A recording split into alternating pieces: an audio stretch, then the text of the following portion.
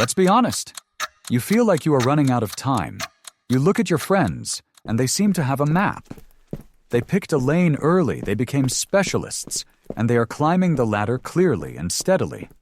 And then, there is you. You look around your room, and you see a graveyard of unfinished projects.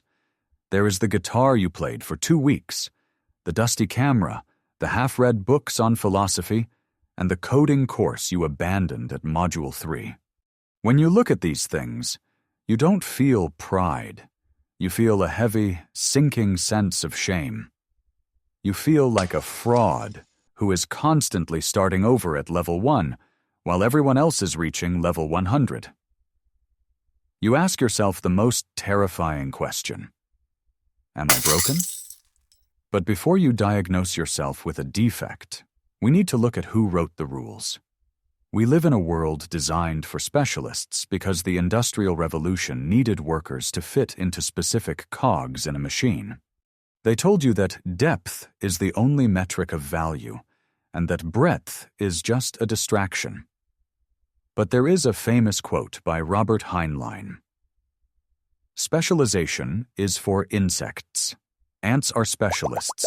They do one thing perfectly for their entire lives. But humans?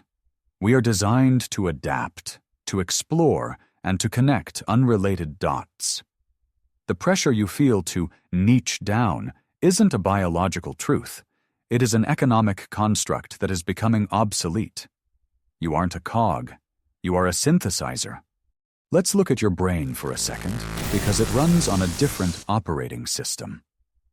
For a specialist, satisfaction comes from repetition and refinement. But for you, satisfaction comes from novelty and pattern recognition. When you start a new hobby, say pottery, your brain is flooded with dopamine because you are decoding the system. But the moment you understand the core principle, the moment you figure out how it works, the dopamine cuts off instantly. You didn't quit because you are lazy. You quit because you got what you came for. You aren't looking for mastery in the traditional sense. You are looking for the data point. Once your brain extracts the pattern, it screams next. You aren't bored. You are saturated. But let's be honest. This path is not easy. We shouldn't romanticize it. Being a synthesizer means you pay a heavy tax. It means starting over financially, again and again.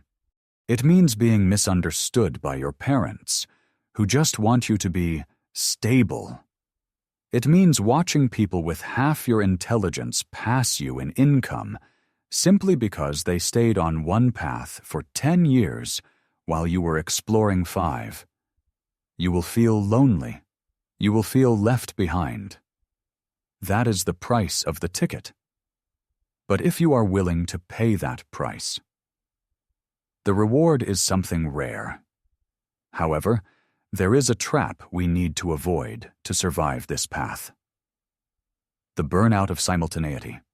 Because you love so many things, your instinct is to do them all at once. You try to learn coding in the morning, paint in the afternoon, and study history at night. And you drown.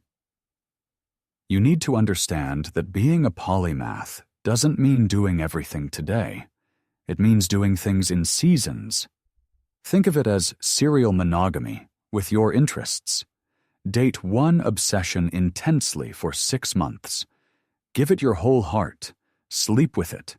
Dream about it. And then, when the flame dies, let it die. Don't force it. Put it on the shelf.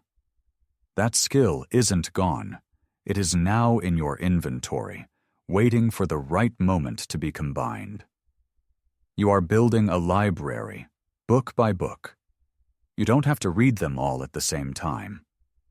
Once you have built this inventory, you stop trying to be the best at one thing and start building a talent stack. Scott Adams, the creator of Dilbert, wasn't the funniest person, nor the best artist, nor the best businessman. He was maybe in the top 25% of each. But when he combined them, art plus humor plus business, he became the best in the world at business cartoons. In a future dominated by AI, the specialists are in danger. AI is the ultimate specialist. It can code better than a coder and diagnose better than a doctor. But AI cannot connect the dots between moral philosophy, 19th century history, and Python programming to create something entirely new. This is something very few people are wired to do, and you are one of them. So, let's kill the label Jack of all trades. Let's replace it with a new geometry. You are not I-shaped, one deep vertical line. You are M-shaped. An M-shaped person has multiple pillars of depth, maybe 2 or 3 things you are genuinely good at, connected by a bridge of 1,000 other interests. Those unfinished hobbies? They are the bridge. They are the glue that holds your unique perspective together. When you sit down to solve a problem, you aren't just using one tool. You are bringing your entire graveyard of hobbies to the table. Let me give you a concrete example. Imagine you are a biologist. If you only know biology, you are competing with millions of other biologists. You are a commodity. But let's say you also have a failed hobby of drawing cartoons and a half-finished interest in coding. Suddenly, you combine them. Biology plus cartoons plus code. You aren't just a scientist anymore. You are now the only person who can create interactive educational animations for medical students. You created a niche of one. A biologist can be replaced. A cartoonist can be replaced. But a visual bio-developer, that is a monopoly. The weirdness of your combination is what makes you irreplaceable.